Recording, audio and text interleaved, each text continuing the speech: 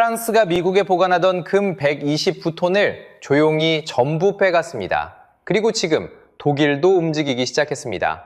129톤이면 대형 트럭 5대를 가득 채우는 양의 순금입니다. 약 21조 원어치가 미국 금고에서 사라진 겁니다. 그런데 이건 시작에 불과합니다. 독일이 미국에 맡겨둔 금은 243조 원어치, 이탈리아까지 합치면 340조 원이 넘습니다. 지금 세계에서 벌어지고 있는 이 거대한 금의 대이동이 왜 한국 경제에 직격탄이 되는지 끝까지 보시면 알게 됩니다. 1944년 제2차 세계대전의 포화가 아직 완전히 멎지 않은 여름이었습니다. 미국 뉴햄프셔주의 작은 리조트 마을 브레턴 우즈에 44개국 대표단이 모였습니다. 유럽은 전쟁으로 공장이 불타고 도시가 폐허가 됐습니다. 일본은 항복 직전이었습니다. 세계 경제를 처음부터 다시 세워야 하는 상황이었습니다. 그래서 전 세계가 하나의 약속을 맺습니다. 금 1론스에 35달러. 누구든 달러를 가져오면 미국 정부가 금으로 바꿔주겠다는 약속이었습니다. 이것이 브레턴 우즈 체제입니다. 이 순간 달러는 그냥 종이가 아니게 됩니다. 달러 한 장 한 장이 금 교환권이 된 겁니다. 전 세계 어디서든 달러만 들고 가면 금을 받을 수 있었으니까요. 자연스럽게 달러는 세계의 기축통화, 다시 말해 전 세계가 공용으로 쓰는 돈이 됐습니다. 무역을 할 때도, 석유를 살 때도, 나라끼리 돈을 빌릴 때도 전부 달러를 썼습니다. 달러가 곧 세계 경제의 혈액이 된 겁니다. 그러면 금을 어디에 보관하는 게 가장 안전하겠습니까? 당연히 그 교환권을 발행하는 나라에 두는 게 합리적이었습니다. 전쟁에서 이겼고 경제도 군사력도 세계 최강인 나라. 비유하자면 이런 겁니다. 동매에 100년 된 노포은행이 있습니다. 할아버지 때부터 거래했고 한 번도 사고가 없었고 자본금도 가장 많습니다. 다른 은행들은 전쟁통에 문을 닫거나 돈을 잃었는데 이 은행만 멀쩡합니다. 굳이 새로 생긴 은행에 돈을 옮길 이유가 없습니다. 오래됐고 크고 망할 리 없으니까요.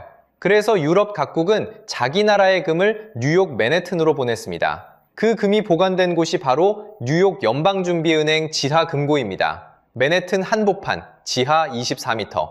단단한 화강 한반 위에 세워진 이 금고는 세계에서 가장 많은 금이 모여있는 곳이었습니다. 금고 안에는 나라 이름이 적힌 칸이 나뉘어져 있고 칸마다 금괴가 빼곡하게 쌓여 있었습니다. 독일 것, 프랑스 것, 이탈리아 것, 세계 각국의 부가 이 지하금고 안에 잠들어 있었습니다. 금괴를 한 나라 칸에서 다른 나라 칸으로 옮기는 것만으로 부가 간 거래가 이루어질 정도였습니다. 그런데 1971년 예상치 못한 일이 벌어집니다. 미국의 닉슨 대통령이 갑자기 TV에 나와 선언합니다. 이제 달러를 가져와도 금으로 바꿔주지 않겠습니다. 역사에서 닉슨 쇼크라고 부르는 사건입니다. 왜 이런 일이 벌어졌을까요? 베트남 전쟁에 천문학적인 돈을 쏟아붓느라 미국의 금 보유량이 바닥을 드러내기 시작했기 때문입니다. 달러는 찍어낼 수 있지만 금은 찍어낼 수 없습니다. 전 세계에 뿌린 달러를 전부 금으로 바꿔주려면 금이 턱없이 부족했습니다. 결국 미국은 약속을 지킬 수 없게 됐고 금 교환권이라던 달러가 하루아침에 그냥 종이가 된 겁니다. 1944년의 약속이 27년 만에 깨진 겁니다. 그러면 유럽 나라들이 바로 금을 찾아갔어야 정상 아닙니까? 놀랍게도 대부분의 나라가 금을 그대로 놔뒀습니다. 이유는 단순합니다. 약속은 깨졌지만 그래도 미국이라는 나라 자체를 믿었기 때문입니다. 다시 노포은행 비유로 돌아가면 이런 겁니다. 은행이 예전에 해주던 특별 서비스를 중단했습니다. 이자도 안 주고 수수료도 올렸습니다. 약속을 어긴 것이니 불만스럽습니다. 하지만 여전히 동네에서 가장 크고 안전한 은행입니다. 내 돈이 사라질 리는 없다고 생각합니다. 무엇보다 이 은행은 내 집 앞에 경비원도 세워주는 은행입니다. 돈도 맡기고 안전도 보장받는 그런 관계였습니다. 미국이라는 나라가 나토라는 이름으로 유럽의 안보를 책임져 주고 있었으니까요. 내 금을 지켜주는 동시에 내 나라까지 지켜주는 존재. 금을 빼올 이유가 없었습니다. 그래서 독일의 금 3,352톤, 이탈리아의 금 2,452톤, 프랑스의 금까지 합치면 수백조 원어치의 금이 주인 나라로부터 수천 킬로미터 떨어진 뉴욕 맨해튼 지하 24m에 수십 년째 잠들어 있었습니다. 아무도 의심하지 않았습니다. 적어도 아주 최근까지는요. 그런데 그 신뢰가 이제 무너지기 시작했습니다. 그리고 그 시작은 트럼프의 한마디였습니다. 트럼프 대통령이 이렇게 말했습니다. 우리가 필요할 때 나토는 없었고 다시 필요하더라도 그들은 없을 것이다. 이 말이 뉴스에 나왔을 때 많은 사람들이 또 트럼프의 즉흥 발언이겠거니 했습니다. 트럼프 대통령은 원래 간한 말을 잘하니까요. 그런데 이번에는 달랐습니다. 백악관이 직접 나서서 이건 트럼프 대통령의 공식 입장이라고 확인한 겁니다. 70년 넘게 이어져 온 서방 동맹의 핵심인 나토를 미국 대통령이 공식적으로 부정한 겁니다. 농담이 아니라 정책이 된 겁니다. 말만 한 게 아닙니다. 2025년 1월 트럼프는 덴마크 영토인 그린란드에 대해 군사행동까지 거론했습니다. 그린란드는 덴마크 왕국의 자치령입니다. 덴마크는 나토 창설 멤버이고 미국의 오랜 동맹국입니다. 그런 동맹국의 영토를 향해 군사력을 쓸 수 있다고 말한 겁니다. 동맹이라는 단어의 의미 자체가 흔들리는 순간이었습니다. 그리고 곧바로 구체적인 행동이 뒤따랐습니다. 유럽에 주둔하고 있는 미군 8만 4천 명, 31개 상시기지에 대한 전면 재배치 검토가 시작됐습니다. 이란 전쟁에 비협조적이라는 이유로 독일에서 빼고 스페인에서 빼서 폴란드와 루마니아로 옮기겠다는 겁니다. 단순한 인원 이동이 아닙니다. 미국 공군 유럽사령부가 있는 독일 람슈타인 기지는 중동과 아프리카 작전의 핵심 중계기지입니다. 미군이 중동에서 드론을 띄울 때도 아프리카에 병력을 보낼 때도 이 기지를 거칩니다. 이런 전략 요충지마저 재배치 대상에 올랐고 최소 1개 기지 폐쇄까지 검토되고 있습니다. 마크 루터 나토 사무총장이 급하게 트럼프를 만나러 갔을 정도입니다. 사태가 그만큼 심각했다는 뜻입니다. 유럽 입장에서 한번 생각해 보십시오. 70년 동안 날 지켜주겠다고 약속한 사람이 갑자기 등을 돌리고 있습니다. 내 영토를 향해 군사력을 거론하고 내 나라에 있던 군대를 빼겠다고 합니다. 그런데 내 금이, 내 나라의 부가 그 사람의 금고 안에 있습니다. 이 상황에서 가만히 있을 수 있겠습니까? 이건 이혼 직전의 부부와 똑같은 상황입니다. 어느 날부터 배우자가 이상한 말을 하기 시작합니다. 네가 필요 없어. 다른 사람이 더 나아. 처음에는 농담인 줄 알았는데 짐을 싸기 시작합니다. 변호사를 만났다는 소문도 들립니다. 이런 말을 듣는 순간 상대방이 가장 먼저 하는 행동이 뭔지 아십니까? 공동 계좌에서 내 돈부터 빼놓는 겁니다. 사랑이 남았는지 아닌지는 나중 문제입니다. 일단 돈부터 분리해야 합니다. 상대방이 계좌를 동결하거나 마음대로 인출해 써버리거나 아니면 네 돈은 없다고 발뺌하면 그때는 늦으니까요. 그리고 이 불안이 극에 달한 사건이 하나 있었습니다. 2013년의 일입니다. 독일이 미국에 지극히 합리적인 요청을 합니다. 우리 금이 진짜 있는지 직접 확인하겠습니다. 자기 금이니까요. 금고에 가서 눈으로 보고 숫자를 세고 무게를 재겠다는 겁니다. 세상에 이보다 당연한 요청이 있겠습니까? 은행에 예금이 있는지 확인하겠다는 것과 같은 겁니다. 그런데 미국의 대답이 이랬습니다. 보안상 안 됩니다. 내 금인데 내가 볼 수 없다는 겁니다. 이게 말이 됩니까? 은행에 적금 잔고 확인하러 갔더니 보안 때문에 보여드릴 수 없습니다 하는 꼴입니다. 결국 독일은 금을 돌려받기 시작했습니다. 그런데 첫 해에 뉴욕에서 돌아온 건 겨우 5톤이었습니다. 1,500톤 넘게 맡겨놓은 나라에 고작 5톤, 전체의 0.3%입니다. 게다가 더 기가 막힌 건 돌아온 금괴가 원래 맡긴 그 금괴가 아니었다는 겁니다. 새로 주조한 금괴가 온 겁니다. 원래 금괴의 일련 번호와 대조하려 해도 기록이 공개되지 않아 확인할 방법이 없었습니다. 내 물건을 맡겼는데 다른 물건이 돌아왔고 원래 것이 어디로 갔는지 알 수 없는 겁니다. 이 일을 겪은 독일에서 지금 뉴욕에 남아있는 1236톤, 우리 돈으로 243조 원어치를 전부 가져오라는 목소리가 터져나오고 있습니다. 처음에는 극우정당 AfD에서 시작된 요구였습니다. 하지만 지금은 녹색당을 넘어 보수 주류까지 퍼졌습니다. 독일 세금 납부자 협회장은 이렇게 경고했습니다. 트럼프가 모든 방법으로 수익을 창출하려 하는데 우리 금이 안전하다고 할 수 있겠습니까? 그리고 드디어 한 나라가 행동으로 옮겼습니다. 프랑스입니다. 프랑스 중앙은행은 2025년 7월부터 2026년 1월까지 반년에 걸쳐 뉴욕 연준에 보관하던 금 129톤을 26차례 나눠 처분했습니다. 129톤이면 대형 금괴로 만여 개가 넘는 양입니다.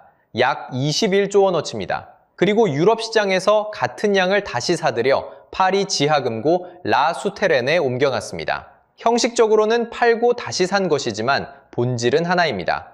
미국에서 금을 빼온 겁니다. 이렇게 해서 프랑스는 보유금 2,437톤 전량을 자국에 보관하게 됐습니다. 단 한 톤도 미국에 남겨두지 않은 겁니다. 여기서 흥미로운 건 프랑스의 재무 상황입니다. 프랑스 중앙은행은 2024년에 77억 유로, 우리 돈으로 약 12조 원의 순손실을 기록했습니다. 그런데 이 금거래를 통해 2025년에는 81억 유로, 약 12조 5천억 원의 순이익으로 돌아섰습니다. 적자에서 흑자로 완전한 역전입니다. 프랑스는 단순히 금을 빼온 게 아니라 위기를 기회로 바꾼 겁니다. 미국에 대한 신뢰가 흔들리는 상황을 오히려 이용해서 실익까지 챙긴 셈입니다. 그리고 프랑스의 공식 명분도 주목할 만합니다. 1920년대부터 보관해온 비표준 금괴를 국제기준 골드바로 교체하는 현대화 프로그램이라고 설명했습니다. 하지만 언론과 전문가들의 해석은 다릅니다. 트럼프 행정부의 예측 불가능성에 대한 우려가 실질적인 배경이라는 겁니다. 표면의 말과 이면의 행동이 다른 거죠. 프랑스만이 아닙니다. 이미 10여 년 전에 움직인 나라가 있습니다. 네덜란드는 2014년에 122톤 반을 뉴욕에서 비밀리에 빼왔습니다. 조용히 작전을 완료한 다음에야 세상에 알렸습니다. 뒤탈이 두려웠던 겁니다. 다른 나라가 눈치채기 전에 먼저 빼와야 했던 거죠. 이게 바로 뱅크런의 전형적인 패턴입니다. 지금 모든 시선은 독일과 이탈리아로 향하고 있습니다.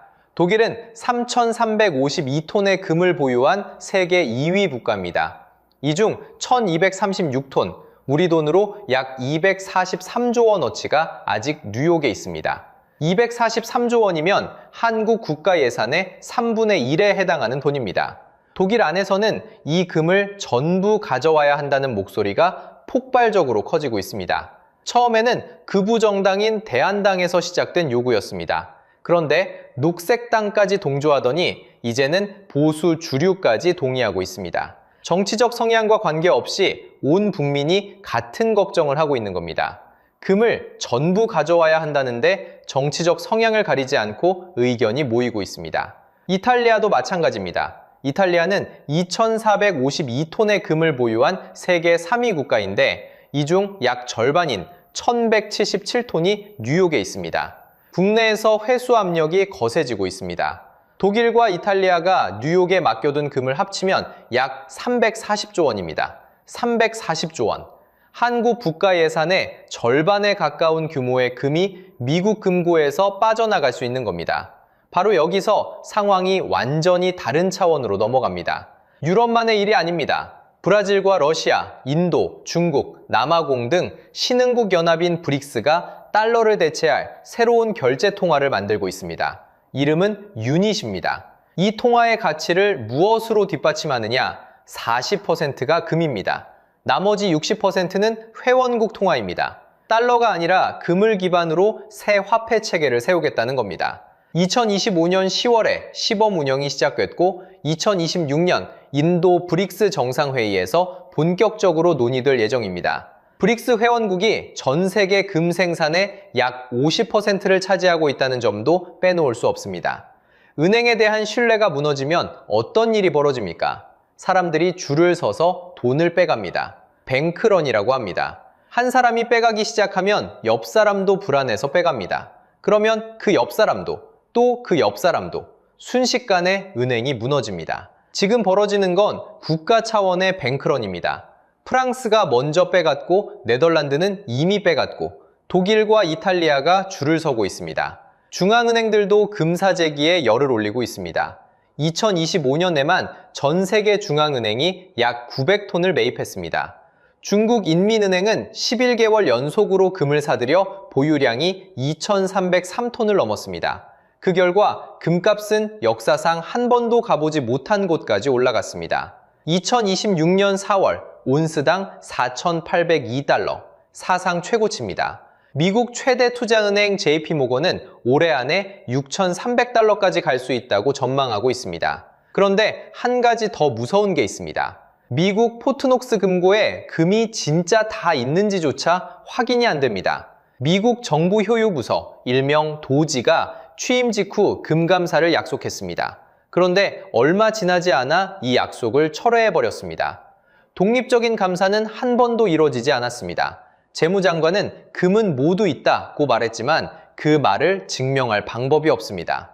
의회에서 금 보유고 투명성법까지 발의됐지만 아직 위원회에 계류 중입니다. 금을 맡긴 나라들 입장에서 보면 은행이 걱정 마세요, 돈은 다 있습니다 라고 말하면서 통장을 보여주지 않는 것과 같습니다. 불안할 수밖에 없습니다. 세계 외환 보유액에서 달러가 차지하는 비중도 꾸준히 줄고 있습니다. 2001년에 72%였습니다. 세계의 돈 10 중에 7이 달러였습니다. 그런데 지금은 56.92%입니다. 20년 사이에 15%포인트가 빠진 겁니다. 숫자로만 보면 완만해 보이지만 이건 수조 달러가 달러에서 다른 자산으로 이동했다는 뜻입니다. 자, 여기까지가 남의 일입니다. 유럽 나라들이 금을 빼가고 중앙은행들이 금을 사들이고 달러 비중이 줄어드는 이야기. 이제부터가 진짜입니다. 이 모든 게 왜 한국의 직격탄인지 지금부터 말씀드리겠습니다. 숫자 하나만 보겠습니다. 독일은 나라의 비상금 가운데 73%를 금으로 갖고 있습니다. 프랑스는 66%, 이탈리아는 68%, 미국도 70%입니다. 한국은요? 1.1%입니다. 73%, 66%, 68%, 그리고 1.1%. 이 격차가 뭘 의미하는지 지금부터 설명드리겠습니다. 한국의 나라 비상금, 외환 보유액은 약 4,280억 달러에서 4,307억 달러 사이입니다. 세계 9위 수준입니다. 숫자만 보면 적지 않습니다. 문제는 이 돈의 구성입니다. 금은 고작 104톤, 약 47억 9천만 달러어치뿐입니다. 전체의 1.1%입니다. 나머지 98.9%가 사실상 달러와 달러 표시 자산에 묶여 있습니다. 비상금이라는 게 위기 때 쓰라고 있는 건데 그 비상금 자체가 한 가지 통화에 집중돼 있으면 그 통화가 흔들릴 때 비상금의 가치도 같이 흔들립니다. 쉽게 말하면 계란을 한 바구니에 담은 겁니다. 달러라는 바구니 하나에 나라 살림 전부를 넣어 놓은 상태입니다. 바구니가 튼튼할 때는 아무 문제가 없습니다. 하지만 지금 그 바구니에 금이 가고 있습니다. 앞에서 보신 것처럼 프랑스가 금을 빼갔고 독일이 움직이려 하고 전 세계 중앙은행이 달러 대신 금을 사고 있습니다. 달러라는 바구니의 손잡이가 흔들리기 시작한 겁니다. 그런데 한국은 다른 바구니가 거의 없습니다. 독일은 73%라는 금 바구니를 따로 갖고 있고 프랑스는 66%짜리 금 바구니가 있습니다. 한국의 금 바구니는 1.1%입니다. 거의 빈 바구니나 마찬가지입니다. 더 안타까운 건 기회가 있었다는 점입니다. 한국은행이 금을 산 적이 있습니다. 2011년 7월부터 2013년 2월까지 5차례에 걸쳐 90톤을 매입했습니다. 25톤, 15톤, 16톤, 14톤, 20톤. 그때 매입 단가가 온스당 약 1,629달러였습니다. 지금 금값이 얼마입니까? 온스당 4,800달러입니다. 3배 가까이 올랐습니다. 만약 그때 더 샀다면 혹은 그 이후에라도 꾸준히 추가했다면 지금 엄청난 평가 이익을 얻고 있었을 겁니다. 하지만 한국은행은 2013년 이후 10년이 넘도록 단 한 톤도 추가 매입하지 않았습니다. 그 10년 동안 세상은 어떻게 변했습니까? 중국 인민은행은 11개월 연속 금을 사들여 보유량이 2,303톤을 넘었습니다. 폴란드는 금 비중을 20%에서 30%로 올리겠다고 선언하고 2025년에만 67톤을 추가했습니다. 다른 나라들이 보험에 보험을 더하는 동안 한국은 아무런 준비를 하지 않은 겁니다. 이게 왜 여러분의 일상과 직결되느냐? 한국은 경제에서 수출입이 차지하는 비중, 무역 의존도가 82.4%에 달하는 나라입니다. 열의 8이 무역입니다. 우리가 매일 먹는 밀가루, 차에 넣는 기름, 겨울에 켜는 난방가스 대부분이 수입에 의존하고 있습니다. 그리고 그 수입 대금은 달러로 결제합니다. 달러의 신뢰가 흔들리면 환율이 급변동합니다. 환율이 오르면 같은 물건을 사는데 더 많은 원화가 필요합니다. 기름값이 오릅니다. 밀가루값이 오릅니다. 사료값이 올라서 고기값이 오릅니다. 전기요금이 오릅니다. 결국 여러분이 마트에서 장을 볼 때 체감하는 물가가 뛰는 겁니다. 월급은 그대로인데 장바구니는 가벼워지는 거죠. 프랑스와 독일에는 금이라는 완충 장치가 있습니다.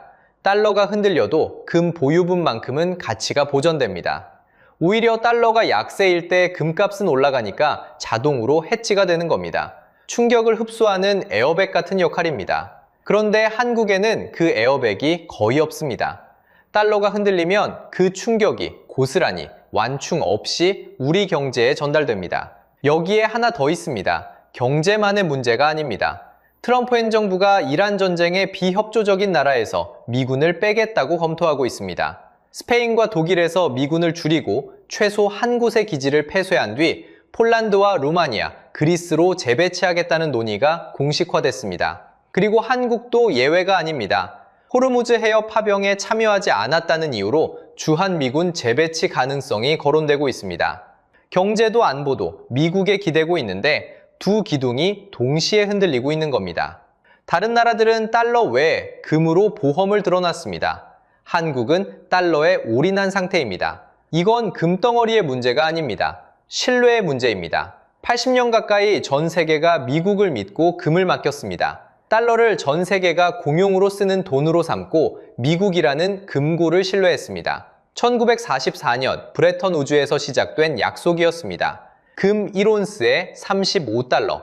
달러를 가져오면 금으로 바꿔주겠다는 약속. 그 위에 세계 경제 전체가 세워졌습니다. 그런데 지금 그 신뢰의 토대에 균열이 생기고 있습니다. 한두 군데가 아닙니다. 유럽에서, 아시아에서, 신흥국에서, 사방에서 동시에 금이 가고 있습니다. 프랑스는 말이 아니라 행동으로 보여줬습니다. 위기를 정확하게 읽고 기회로 바꾼 겁니다. 네덜란드도 일찌감치 금을 빼왔고 독일과 이탈리아도 340조 원어치의 금 회수를 준비하고 있습니다. 브릭스는 금을 기반으로 새 통화를 만들고 있고 전 세계 중앙은행은 역대 최대 규모로 금을 사들이고 있습니다. 이 나라들은 변화의 바람을 읽고 미리 돛을 올린 겁니다. 한국은 아직 돛을 올리지 못했습니다. 외환 보유액의 1.1%만이 금입니다. 2013년 이후 10년 넘게 단 한 톤도 추가하지 않았습니다. 무역 의존도 82%인 나라가 달러 하나에 모든 걸 걸고 있습니다. 독일이 73%의 금으로 방패를 만들고 프랑스가 66%의 금으로 보험을 든 동안 한국은 1.1%짜리 얇은 종이 한 장을 들고 있었던 겁니다. 하지만 늦었다는 뜻은 아닙니다. 프랑스도 최악의 상황에서 움직여 위기를 기회로 바꿨습니다. 조건이 완벽할 때 시작하는 게 아닙니다. 위기를 인식하는 순간이 대비의 시작입니다. 세상이 바뀌고 있다는 걸 아는 것 자체가 이미 준비의 첫걸음입니다. 오늘 이 영상을 끝까지 보신 여러분은 이미 그 첫걸음을 뗀 겁니다. 세상이 바뀌고 있습니다. 달러 위에 세워진 질서가 재편되고 있습니다. 금이라는 인류 역사상 가장 오래된 자산이 다시 무대의 중심으로 올라오고 있습니다. 우리도 준비해야 합니다. 국가도, 그리고 우리 각자도. 이 영상이 도움이 되셨다면 좋아요와 구독 부탁드립니다. 댓글로 한국의 금보유 정책에 대해 어떻게 생각하시는지도 알려주세요. 여러분의 생각이 궁금합니다. 다음 영상에서는 개인이 할 수 있는 금 투자 방법을 다루겠습니다. 국가만이 아니라 우리 각자도 대비할 수 있습니다. 그 방법을 놓치지 않으려면 구독과 알림 설정 꼭 해두세요. 독일이 60조 원짜리 캐나다 잠수함 사업을 따내고 축포를 썼습니다. 그런데 며칠 뒤 이긴 독일이 오히려 얼굴이 하얗게 질렸습니다. 이겼는데 만들 자리가 없거든요. 먼저 분명히 해두겠습니다. 독일을 조롱하거나 한국을 위로하려는 게 아닙니다. 오늘은 오직 숫자로만 손익을 따져보겠습니다. 60조를 준 독일의 도크엔 이미 10년치 일감이 쌓여 있습니다. 수주잔고가 연매출의 9배, 스스로 2040년대까지 풀가동이라 말한 회사죠. 승리가 어떻게 짐이 되는지 그 만들 자리의 정체를 지금부터 함께 파헤쳐 보겠습니다. 자, 그럼 그날 무슨 일이 있었는지부터 차근차근 짚어보겠습니다. 2026년 7월 6일이었습니다. 캐나다의 카니 총리가 직접 발표를 했습니다. 노후한 자국 잠수함을 최대 12척, 새 것으로 바꾸는 사업이었죠. 그 우선 협상 대상자로 독일의 TKMS가 뽑혔다는 내용이었습니다. 규모가 어느 정도냐고요? 캐나다 정부 스스로 역사상 최대 방산 조달이라고 불렀습니다. 전체 사업비가 무려 60조 원에 달합니다. 여러분, 60조 원이면 감이 잘 안 오시죠? 웬만한 나라 1년 북방 예산을 통째로 잠수함 하나에 쏟아붓는 셈입니다. 사실 이 경쟁은 원래 두 나라의 승부였습니다. 2025년 8월 캐나다는 최종 후보를 딱 둘로 압축했습니다. 독일의 TKMS, 그리고 한국의 한화오션. 이 둘이 마지막까지 맞붙었던 겁니다. 그리고 그 결승전에서 독일이 손을 든 거죠. 채택된 기종은 2120D라는 잠수함입니다. 독일과 노르웨이가 함께 개발한 최신형이죠. 계획대로라면 2027년 말에 본계약을 맺고 2034년까지 초도 물량 4척을 받는 일정입니다. 그러니 독일이 축포를 쏜 것도 당연합니다. 세계에서 가장 큰 잠수함 일감을 손에 쥐었으니까요. 현지 언론도 조선소도 승리에 들떴습니다. 여기까지만 보면 완벽한 해피엔딩입니다. 그런데 참 묘한 일이 벌어졌습니다. 발표가 나고 딱 일주일 사이에 TKMS의 주가가 약 13% 빠졌습니다. 이겼는데 주가가 떨어진 겁니다. 상식적으로 생각하면 이상하죠. 보통 큰 계약을 따내면 회사 주가는 오릅니다. 앞으로 돈을 많이 벌 거라는 기대가 붙으니까요. 그런데 이 회사는 60조짜리 초대형 수주를 발표하고도 오히려 주가가 내려앉았습니다. 여기서 우리는 한 가지를 알 수 있습니다. 시장은, 그러니까 돈을 굴리는 투자자들은 이 계약을 마냥 축하로만 보지 않았다는 겁니다. 남들이 박수칠 때 이 사람들은 계약서 속에서 뭔가 불편한 걸 먼저 읽어낸 거죠. 그리고 한 가지 더 짚고 넘어가겠습니다. 화제가 된 이 60조라는 숫자, 전부가 잠수함 만드는 값은 아닙니다. 실제 배를 건조하는 돈은 약 20조 정도입니다. 나머지 40조에서 50조는 앞으로 수십 년간 이 배들을 정비하고 고치고 불리는 유지비입니다. 잠수함 값보다 관리비가 훨씬 큰 계약인 셈이죠. 참고로 이 경쟁의 2순위, 그러니까 예비 공급업체 자리엔 한국의 한화오션과 HD현대가 올라 있었습니다. 만약 독일과의 협상이 틀어지면 그 다음 순번은 한국이라는 뜻입니다. 이 얘기는 뒤에서 다시 하겠습니다. 자, 그럼 다시 처음 질문으로 돌아가 보죠. 이긴 독일이 왜 웃지 못했을까요? 투자자들이 계약서에서 읽어낸 그 불편함은 대체 뭘까요? 이유는 딱 한 단어로 설명됩니다. 바로 만들 자리입니다. 자, 방금 만들 자리라는 말을 꺼냈습니다. 세계적인 독일 조선소가 자리가 없다니 좀 이상하게 들리시죠? 그런데 이건 말장난이 아니라 실제 상황입니다. 쉽게 말하면요, 잠수함은 자동차처럼 찍어내는 물건이 아닙니다. 한 척 만드는데 보통 5년에서 15년이 걸립니다. 그동안 커다란 건조 도크 하나를 통째로 붙잡고 있어야 하죠. 이 도크가 바로 자리입니다. 자리가 비어야 다음 배를 앉힐 수 있습니다. 그럼 독일 TKMS의 자리는 지금 어떤 상태일까요? 숫자로 보면요, 이 회사가 쌓아둔 주문이 약 185억 유로입니다. 나중엔 206억 유로까지 더 늘었습니다. 회사 역사상 최대 기록이죠. 그런데 이 회사가 1년에 버는 돈은 약 21억 유로 정도입니다. 쌓인 주문이 한 해 매출의 9배, 10배라는 뜻입니다. 여러분, 이게 무슨 의미인지 감이 오시나요? 지금 들어온 주문만 다 소화해도 10년이 걸린다는 얘기입니다. 회사 스스로도 2040년대까지 공장을 꽉 채워 돌린다고 공식적으로 밝혔습니다. 앞으로 15년 넘게 예약이 꽉 찬 셈이죠. 쉽게 말하면요, 손님은 문 밖까지 줄을 섰는데 주방은 딱 하나뿐인 맛집입니다. 주문서를 아무리 많이 받아도 요리 나오는 속도는 그대로입니다. 새 손님을 받을수록 대기줄만 길어질 뿐입니다. 주문이 많다고 마냥 좋은 게 아니라는 거죠. 자, 여기서 핵심입니다. 도크가 비어 있어야 캐나다 잠수함을 앉힐 텐데 그 자리엔 이미 선약이 잔뜩 걸려 있습니다. 독일 자국 해군이 2120D를 추가로 주문해뒀습니다. 노르웨이와 함께 만들 물량도 순번을 잡았고요.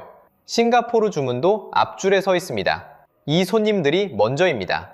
캐나다 12척은 그 줄의 맨 뒤에 설 수밖에 없습니다. 쉽게 말하면요, 냉장고가 이미 꽉 찼는데 누가 대용량 장바구니를 통째로 들이미는 셈입니다. 반가운 게 아니라 오히려 난감한 상황인 거죠. 그럼 자리를 늘리면 되지 않느냐, 이렇게 생각하실 수 있습니다. 실제로 독일도 손 놓고 있진 않습니다. 비스마르라는 곳에 두 번째 잠수함 라인을 짓고 있거든요. 8년에 걸쳐 약 2억 2천만 유로를 넣고 2029년까지 1,500명을 새로 뽑기로 했습니다. 그런데 바로 여기에 함정이 있습니다. 공장을 새로 짓는데도 숙련공을 키우는데도 몇 년씩 걸립니다. 자리는 지금 당장 필요한데 새 자리가 열리는 건 한참 비라는 거죠. 승리의 축포는 오늘 쐈는데 정작 만들 준비는 몇 년 뒤에나 갖춰집니다. 그리고 여기엔 돈 문제도 얽혀 있습니다. 조선업은 참 얄궂은 장사입니다. 설계하고 사람 뽑고 설비 까는 돈은 지금 당장, 그것도 몇 년 먼저 나갑니다. 그런데 정작 매출과 이익이 손에 잡히는 건 한참 뒤에요. 캐나다 것만 봐도 본 계약이 2027년 말, 초도화 민도가 2034년입니다. 무슨 뜻이냐면 앞으로 몇 년간은 돈을 쓰기만 하고 버는 건 없다는 겁니다. 투자자들이 불안해할 수밖에 없는 구조죠. 그러니 큰 수주 소식에도 지갑을 닫은 겁니다. 결국 시장이 주가로 먼저 반응한 진짜 이유가 여기 있습니다. 이겼는데 만들 자리가 없다. 이 한 문장이 지금 독일 조선소의 속마음입니다. 축배를 들면서도 얼굴이 굳을 수밖에 없는 이유죠. 그런데 만들 자리가 없다는 건 시작일 뿐입니다. 진짜 무서운 청구서는 계약서 뒤에 숨어 있었거든요. 그런데 여러분, 캐나다가 잠수함만 사겠다고 했을까요? 아닙니다. 조건이 주렁주렁 붙었습니다. 기술 이전, 인력 양성, 그리고 현지 생산. 공장도 캐나다에 짓고 부품도 현지에서 만들라는 겁니다. 이걸 어려운 말로 절충교역, 영어로 오프셋이라고 부릅니다. 쉽게 말하면요, 물건을 팔면서 앞으로 현지 AS까지 공짜로 얹어드리겠다고 약속한 셈입니다. 문제는 이 약속이 언제 끝나느냐죠. 배를 다 만들면 끝일까요? 아닙니다. 건조 후 정비까지 20년에서 30년에 걸쳐 갚아야 하는 부담입니다. 자, 여기서 핵심입니다. 그 유명한 60조 원, 이게 전부 잠수함 값이 아닙니다. 숫자로 보면요, 실제 배를 짓는 건조부는 약 20조 뿐입니다. 나머지 40조가 넘는 돈은 수십 년간 이어질 유지, 정비, 개량비입니다. 수명주기 전체로 따지면 최대 620억 유로, 그중 건조부는 200억 유로에 불과합니다. 나머지는 전부 30년짜리 뒷감당인 거죠. 쉽게 비유해 볼까요? 여러분이 집 한 채를 공짜로 받았습니다. 기분 좋으시죠? 그런데 조건이 붙습니다. 대신 앞으로 30년간 그 동네 사람들 집수리를 전부 무료로 해주기로 계약한 겁니다. 이게 이긴 걸까요? 진 걸까요? 결국 독일은 두 개의 짐을 동시에 짊어졌습니다. 하나는 이미 도크에 쌓인 10년치 밀린 일감, 다른 하나는 앞으로 20년, 30년을 통째로 묶어버리는 현지화 부담입니다. 그런데 여기서 참 얄궂은 대목이 있습니다. 이 절충교역 조건은 원래 한국도 다 받아들이려던 것이었습니다.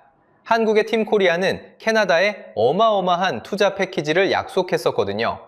한화는 캐나다 철강회사에 3억 4천만 달러를 넣기로 했고, 현대는 수소 플랜트와 충전소를 짓는 30억 달러짜리 사업까지 얹었습니다.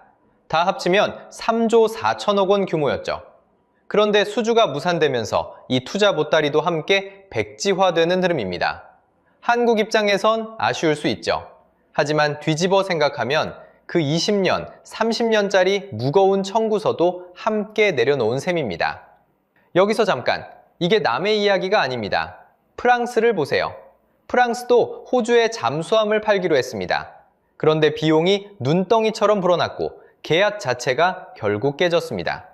대형 방산 계약이 얼마나 무서운지 보여준 사건이죠. 그래서 업계에선 이런 말까지 나옵니다. 무리한 조건이면 차라리 안 따내는 게 낫다고요. 자, 이제 앞에서 걸어둔 질문으로 돌아가 볼까요? 그 큰 수주를 했는데 주가는 왜 빠졌을까? 이제 답이 보이실 겁니다. 시장은 먼저 알아챈 겁니다. 이 승리가 축배가 아니라 독이 든 성배라는 걸 말이죠. 승리가 곧 족쇄가 되는 순간, 이래서 주가가 빠진 겁니다. 여기까지 들으면 이런 생각이 드실 겁니다. 그럼 한국은 정말 진 걸까요? 감정은 빼고 냉정하게 숫자로만 따져보겠습니다. 한국이 캐나다에 내민 배는 KSS-3 배치2입니다. 3,600톤급의 수직미사일 발사관 10개를 품은 잠수함이죠. 이 배는 종이위 설계도가 아닙니다. 이미 2025년 11월에 일본 함이 물에 떴습니다. 다시 말해 실제로 만들어져 바다에 나간 실전 단계라는 겁니다. 그럼 보길이 딴 2일 ECD는 어떨까요? 이 배의 캐나다형은 사실상 아직 설계와 신형 단계에 가깝습니다. 상식적으로 생각하면 이상하죠. 완성된 배가 미완성 배에 밀린 셈이니까요. 가격은 어떨까요? 여기서 한국의 진짜 무기가 드러납니다. 잠수함끼리 딱 떨어지는 공식 단가를 비교하긴 어렵습니다. 그래서 같은 조선 실력이 드러나는 이지스 구축함으로 보겠습니다. 미국은 한 척에 25억 달러, 만드는데 9년이 걸립니다. 한국은 어떨까요? 약 5억 6천만 달러에 5년이면 뽑아냅니다. 쉽게 말하면요, 값은 5분의 1, 시간은 절반입니다. 같은 배를 남들 한 척 값으로 5척 만드는 손이라는 뜻이죠. 이게 괜한 자랑이 아닙니다. 실측된 숫자가 그렇게 말하고 있습니다. 이런 실력은 잠수함에만 있는 게 아닙니다. 한국이 만든 충남급 호위함을 보세요. 3,600톤급 몸집에 함포와 미사일 발사관 16개, 국산 레이더까지 얹은 배입니다. 덩치는 호위함인데 성능은 구축함급이라 별명이 미니 구축함입니다. 이런 배들을 값싸고 빠르게 찍어내는 나라가 바로 한국이죠. 성능이 검증됐냐고요? 도산 안창호함은 한국에서 캐나다까지 약 14,000km를 항해했습니다. 그것도 대부분 물속으로요. 먼 바다까지 조용히 나가 작전할 수 있다는 걸 몸으로 증명한 겁니다. 자, 여기서 핵심입니다. 값도 싸고 배도 다 만들었고 먼 바다까지 다녀왔습니다. 그런데 왜 떨어졌을까요? 이유는 기술이 아니었습니다. 바로 나토 상호 운용성이었습니다. 나토는 서로 장비와 신호를 딱 맞춰 쓰는 군사동맹입니다. 독일 2일 ECD는 그 규격에 완전히 맞습니다. 한국은요, 나토의 정식 회원이 아니라 파트너십 국가에 그칩니다. 쉽게 말하면 이런 겁니다. 성능표와 가격표만 놓고 보면 한국이 이겼습니다. 그런데 심사위원이 점수를 매기기 전에 이렇게 물은 거죠. 그쪽, 우리 동아리 회원 맞으세요? 실력 심사가 아니라 자격 심사에서 걸린 겁니다. 그러니까 한국의 탈락은 기술이 뒤져서가 아닙니다. 정치와 동맹이라는 벽에 막힌 겁니다. 다만 여기서 정신승리는 금물입니다. 한국에도 분명한 숙제가 있으니까요.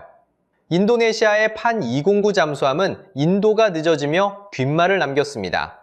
2차 사업은 예산 문제로 재검토에 들어갔고요. 폴란드 잠수함 사업에선 고배를 마셨습니다. 얼마 전 호주 호위함 사업에서도 마지막에 일본에 밀렸습니다. 이게 뭘 말할까요? 만드는 실력은 세계 최고 수준이지만 판 뒤에 확실히 책임지는 실적, 그 뒷감당을 더 쌓아야 한다는 뜻입니다. 이겼다고 방심할 때가 아니라는 거죠. 정리하면 이렇습니다. 한국은 기술로 진 게 아닙니다. 하지만 방심해도 된다는 말도 아닙니다. 냉정하게 실력은 증명됐고 냉정하게 숙제도 남았습니다. 그리고 바로 그 순간 한국이 60조보다 훨씬 큰 판을 줍기 시작합니다. 스케일이 다릅니다. 자, 그럼 한국이 주었다는 그 큰 판이 뭔지 보겠습니다. 결론부터 말하면 캐나다 60조는 여기에 비하면 정말 작은 판이었습니다. 바로 미국 함정 시장입니다. 미 해군이 앞으로 30년간 배를 만드는 데 쓸 돈이 총 1조 달러가 넘습니다. 우리 돈으로 1,400조에서 1,600조 원 규모죠. 한 해에만 약 400억 달러씩 씁니다. 미 의회 예산국이 공식 계획으로 내놓은 숫자입니다. 여러분, 방금 전 캐나다 사업이 60조였죠? 그중 실제 건조부는 20조였고요.